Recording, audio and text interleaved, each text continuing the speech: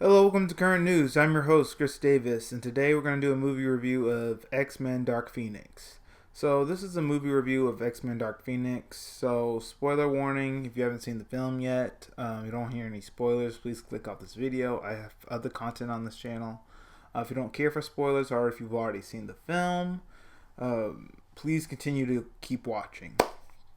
So, here's my review of Xmen Dark Pheonix. This is a really good film. It's not outstanding.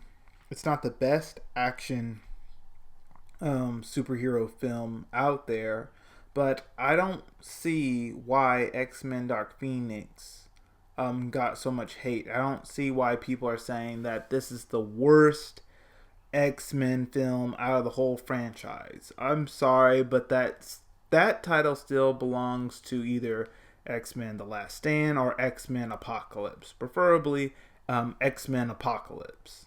But X-Men Dark Pheonix, I think this take on the Dark Phoenix was way better than an X-Men The Last Stand. And let me tell you why I like this film so much and why I think this take on the Dark Phoenix is better. I liked the progression in this film. I liked the character build up and the character progression and X-Men the Dark Phoenix. Jean just doesn't snap and become evil just because she has the Phoenix in her. There's some truth or life trauma that is revealed, and this is what really makes her snap. So the film really starts off with there's some astronauts in space.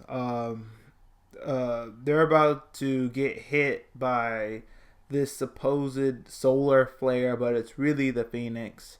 Charles Xavier gets a call from the president saying, "Hey, can your men get up there and save our astronauts?" He says, "Yes, we can." So they're going up in space to save these astronauts. They save nearly everyone, but there's one still stranded on a board, and there's like hardly any time to get that person out and hold the ship together. So Nightcrawler transports Jean in the ship. Jean holds the ship as long as possible to get the last astronaut out and Jean, but Nightcrawler doesn't get Jean out in time. He just gets the astronaut, and then the Phoenix Force comes right into Jean, and somehow she's still alive because it's the actual Phoenix Force, and it's chosen her as a host. It's not really a solar flare. So anyway, people are seeing if she's okay. Things are pretty normal until she suddenly snaps, either through some mental fatigue or it's like the Phoenix, and then they lay her down on her bed.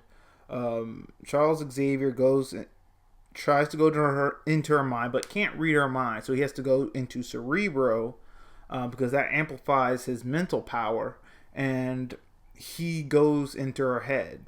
And Mystique and Hank is with Charles Xavier as they're going through her head trying to see what's wrong.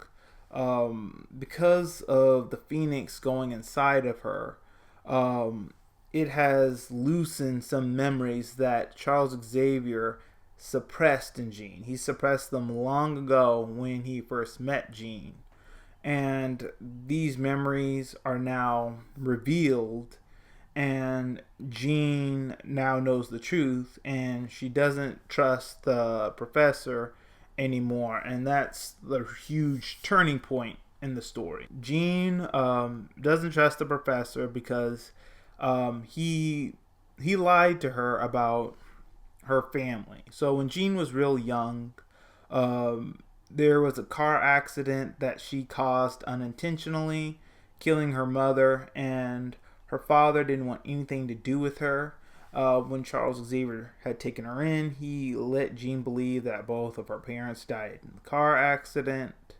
But later on, when he went inside her head, it was revealed that her father is still alive, and she doesn't trust the professor anymore. And that's when you really start seeing the Phoenix start to come out. They try to take her back to the mansion. She defeats all the X-Men. She takes out some police squad cars. And then she kills Mystique. She kills Mystique, Raven. And she goes off to see Magneto to seek help, to help her. And Magneto's on this island. I believe it's called Genosha. They don't call it, I think, Genosha in the film, but in the comic books, he owns an island called Genosha, like a mutant safe haven for mutants to be safe.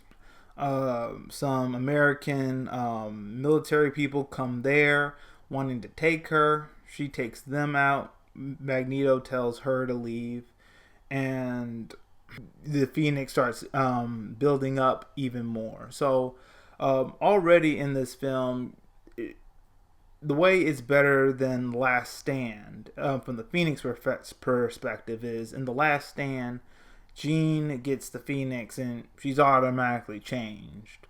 Well, in Dark Pheonix, in this film, she doesn't just change like that. There's something that causes the change, and other things keep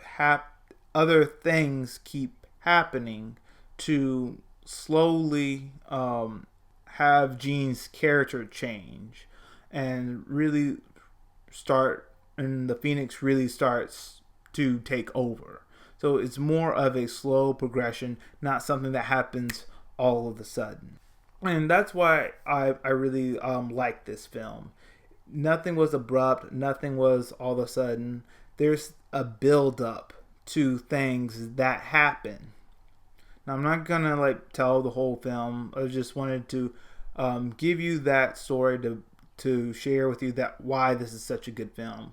That when the Phoenix is unleashed, it's not just something that's out of the blue. There's a character build up that causes the Phoenix to go in. That causes the Phoenix to take over Jean. Now, what really takes points away from this film is the villain.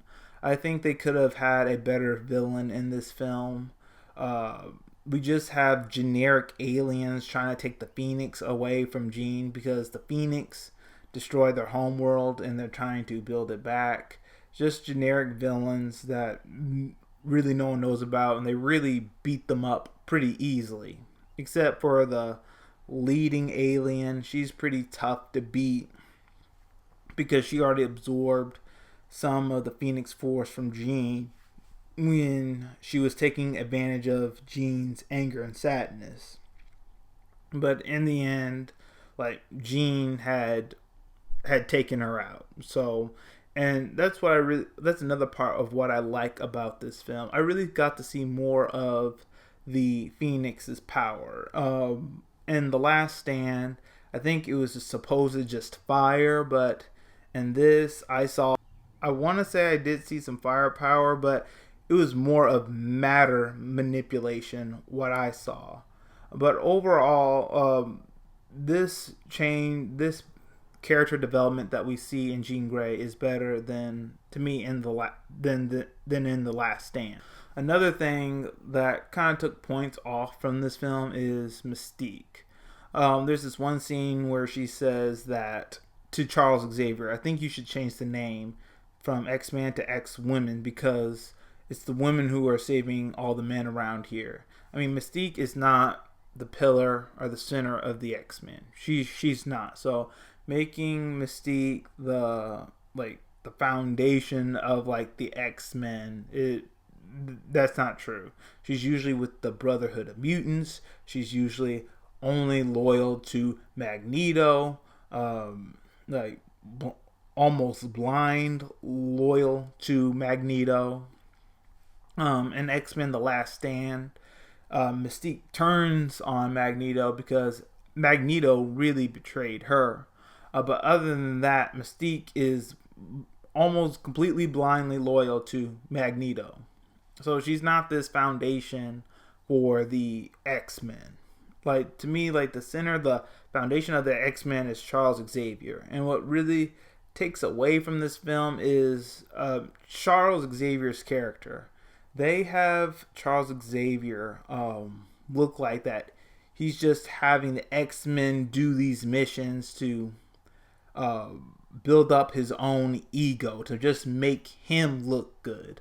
That's completely out of character for Charles Xavier. Charles Xavier doesn't do anything out of his own selfish interest. He looks out for the best interest of like the X-Men. He thinks about how a mission would affect them. He doesn't do anything for his own like selfish purposes. This is the guy where the X-Men can go to for guidance when they're confused and lost about something, whether they're trying to figure out their powers or they're going through something in life. They can rely on Professor Xavier for guidance and wisdom. So he's not this guy out to manipulate other people just to advance his own personal gain. So the way they had Charles Xavier in this film, to me, was out of character. There was nothing in the previous X-Men films that showed that he was only doing it for his own selfish interest, that he built the school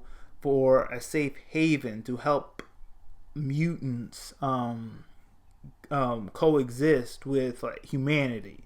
That's why he did it. It wasn't just for, just so I can look good.